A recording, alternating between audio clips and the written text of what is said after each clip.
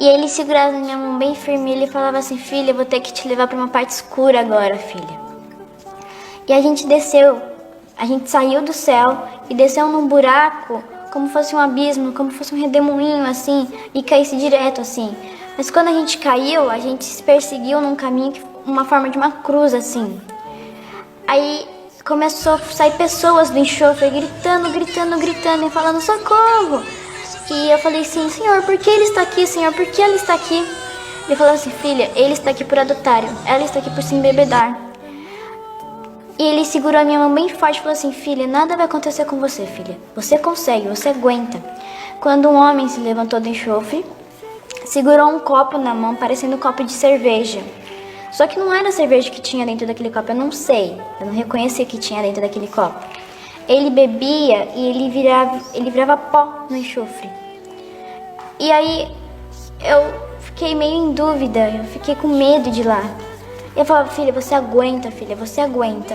Você sentia que aquilo era físico, quer dizer que você tinha um corpo físico, que aquele chão dá para pisar em cima e andar, como se fosse aqui na Terra igualzinho, igual, corpo assim físico, as pessoas têm um corpo físico, quando elas gritam o som delas sai da boca para fora. Não exatamente, porque as pessoas não eram inteiras direito, elas não tinham, como eu posso dizer, roupas direito, elas não tinham um físico bonito de se ver.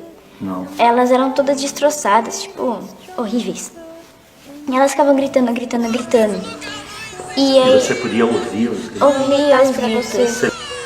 E ele falou assim, filha, você aguenta, aguenta firme, filha, você aguenta. Quando duas crianças levantaram no enxofre, elas ficavam dançando, dançando e dançando. Eu nem quis perguntar, porque na minha cabeça, tipo, elas tiveram chance e não aceitaram. Então, vamos continuar. E aí ele falou, filha, eu vou ter que te levar para outra parte escura. E ele me levou no caminho da direita, para um lugar, uma caverna muito escura, com muitas pessoas. Mais pessoas do que eu tinha visto naquele outro lugar. Só que tinha muita, como se fosse uma balada normal. Só que era uma balada feia, escura, que só eles podiam ouvir a música, porque eu não vou ouvir as músicas. E eles ficavam dançando em cima de sapatos de madeira com pregos no sapato, de 30, 50 centímetros, 40, por aí. Só que eram grandes pregos, e se elas parassem, elas iam ser perfuradas pelos pregos nos pés. E bichos iam comendo elas, e era muito nojento e feio e horrível e escuro. Aí ele falava, filha, nada vai te acontecer. Ele ficava segurando na minha mão cada vez mais forte. Quando eu vi uma pessoa conhecida levantando do enxofre, isso a gente já estava saindo do inferno, só que ela levantou na saída. E ela estava intacta.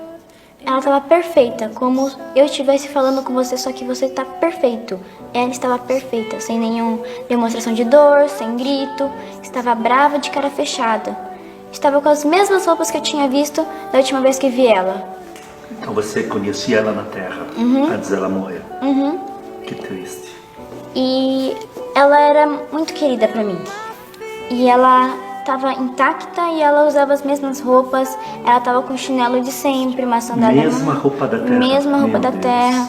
Ela estava com o mesmo relógio que ela usava. Meu Deus. E mesmo cabelo, mesmo óculos, mesmos olhos, mesma boca, mesmo nariz. No inferno. No inferno. E ela ficava intacta, ela sem falar nada, sendo que as outras pessoas gritavam, elas estavam deformadas, as outras pessoas estavam feias.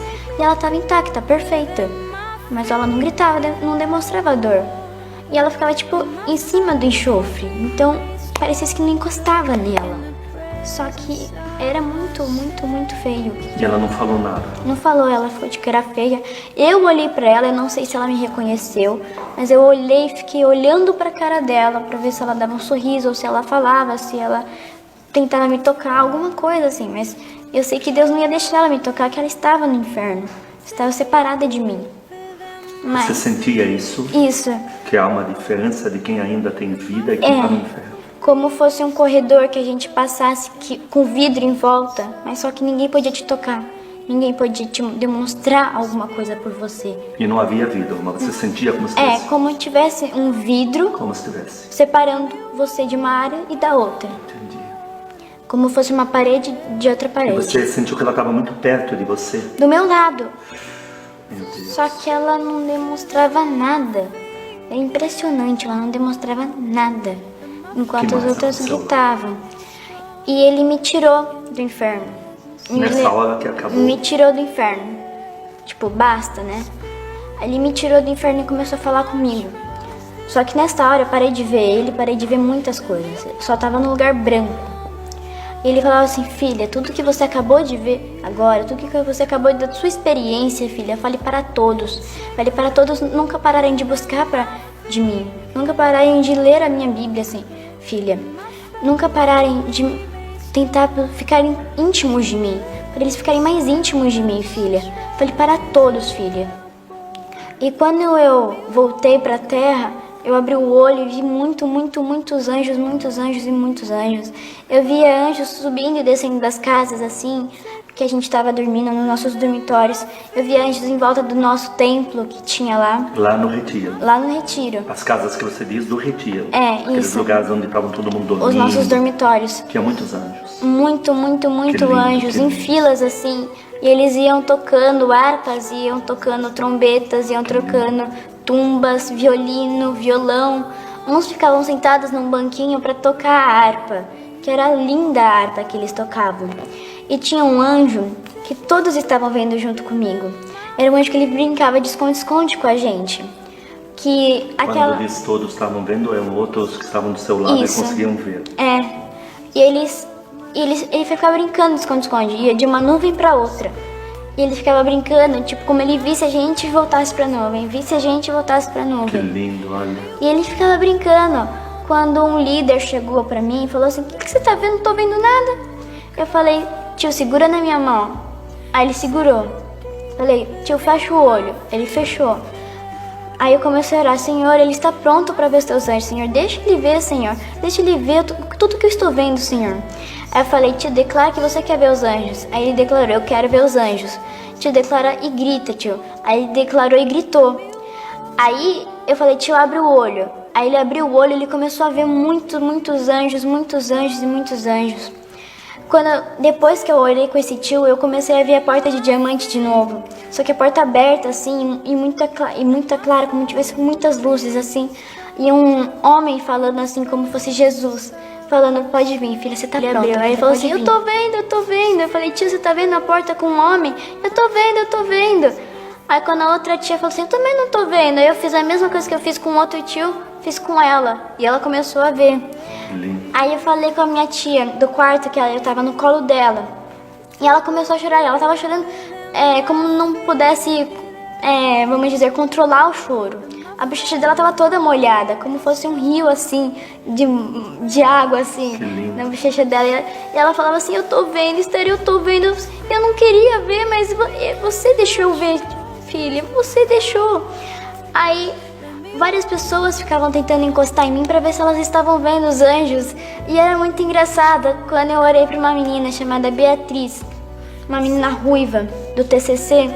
Falei, você quer? TCC significa Transformando com Cristo, contém transformação. Aí ela falou assim, eu também queria ver a porta de diamante. Falei, então tá bom, dá sua mão. Aí ela deu as duas mãos pra mim. Ela não deu só uma, deu as duas. Com fé. Aí a gente começou a orar, eu fiz a mesma coisa com outro tio. Aí ela falou assim, eu não tô conseguindo ver.